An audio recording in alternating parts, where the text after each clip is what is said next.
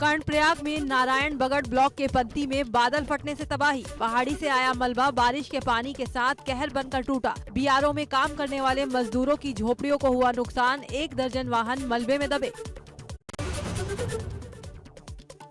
आज बाहुबली अतीक अहमद से मिलेंगे असदुद्दीन ओवैसी। जेल में अतीक अहमद से मिलने जाएंगे ओवैसी। अहमदाबाद की साबरमती जेल में बंद है अतीक। 7 सितंबर को अतीक की पत्नी ने ज्वाइन की थी ओवैसी की पार्टी।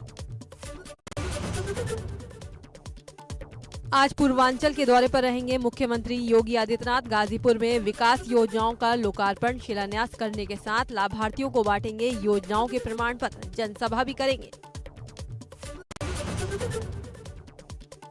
गाजीपुर के बाद जौनपुर का दौरा करेंगे सीएम योगी। यहां भी कई विकास योजनाओं का शिलान्यास लोकार्पण करेंगे।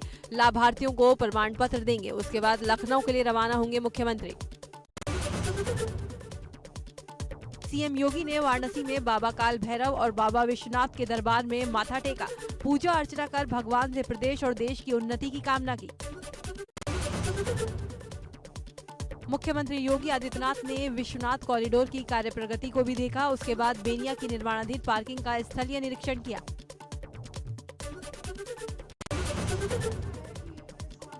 सीतापुर में प्रेस कॉन्फ्रेंस के दौरान सवाल पूछने पर भड़की मंत्री स्वाति सिंह। बोली, अगर आप लोग इस सोच के साथ ट्रोल करने के लिए बैठे हैं तो ट्रोल बहुत लोगों का बहुत चीजों पर हो सकता है।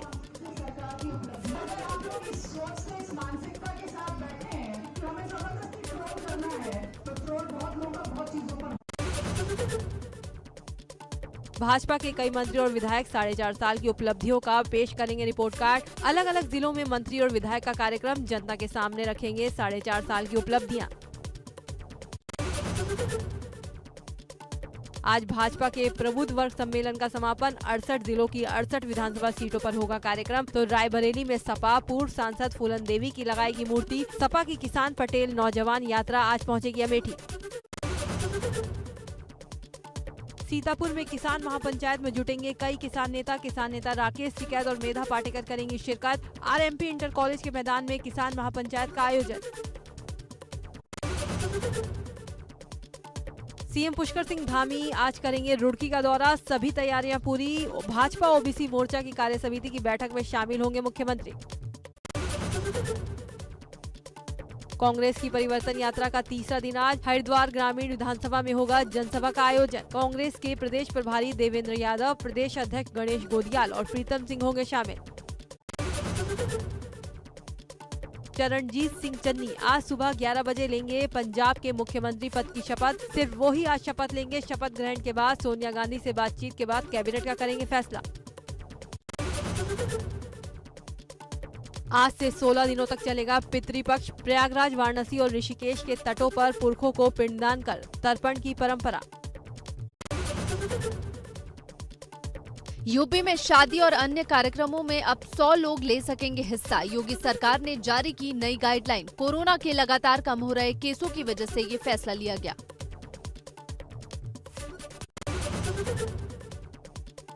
त्योहारों को लेकर जारी की गई गाइडलाइन। कोविड प्रोटोकॉल, शांति व्यवस्था बनाए रखने के निर्देश दिए गए। अगले महीने हैं शारदीय नवरात्र, दशहरा और चेहल्लुम।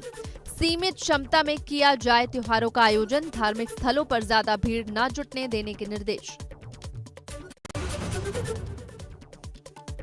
बहराइच के सांसद अक्षयबर लाल गौड़ ने कहा कि हमारी सरकार देश और प्रदेश के हर वर्ग के लोगों को लेकर सोचती है। राकेश टिकैत को डकैत बताते हुए सांसद ने कहा कि राकेश टिकैत सबसे बड़ा डकैत है। उन्नाव से भाजपा सांसद साक्षी महाराज ने महंगाई पर अजीबोगरीब बयान दिया। उन्होंने कहा कि लोगों को तेल और सब्जी दाल महंगी दिख रही है, लेकिन जो मीट मांस की दुकान पर और शराब की दुकानों पर खड़े हैं उनसे पूछें।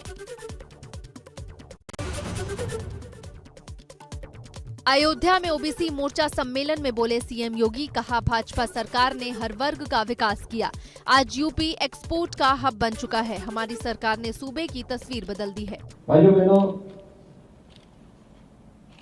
समाज में हर तबके का सम्मान हो, हर तबके को उसका अधिकार मिले, शासन की योजनाओं का लाभ समान रूप से सबको प्राप्त हो,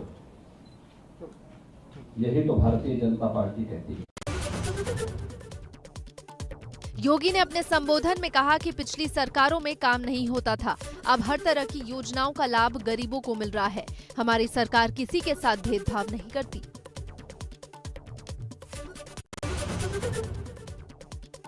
सीएम योगी अयोध्या के बाद वाराणसी पहुंचे, जहां वो भाजपा अनुसूचित जाति मोर्चा की राष्ट्रीय कार्य समिति की बैठक के समापन कार्यक्रम में शामिल हुए। इस दौरान सीएम ने आगामी चुनाव के लिए काशी से अनुसूचित जाति के विकास का नारा बुलंद किया।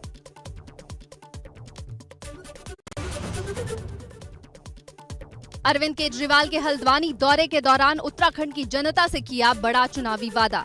कहा, सरकार बनने के बाद 6 महीने में 1 लाख सरकारी नौकरियां दी जाएंगी। ऐसा न होने तक हर महीने 5,000 रुपए महीना भत्ता दिया जाएगा।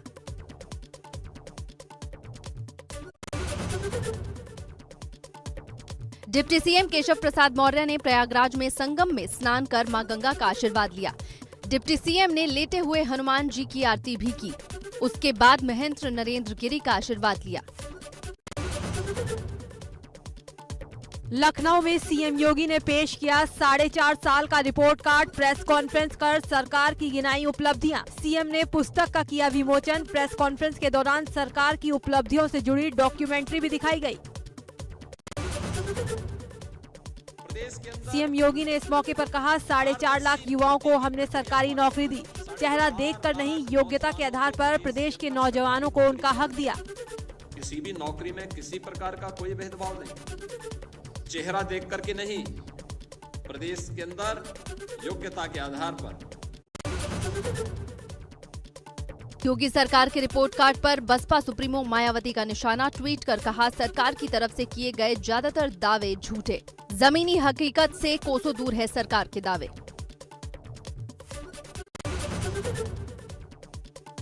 कांग्रेस महासचिव प्रियंका गांधी वाड्रा ने ट्वीट कर साधा सरकार के रिपोर्ट कार्ड पर निशाना। लिखा, जनहित के मुद्दों पर यूपी सरकार पूरी तरह फेल, जनता के सवालों का जवाब दे सरकार।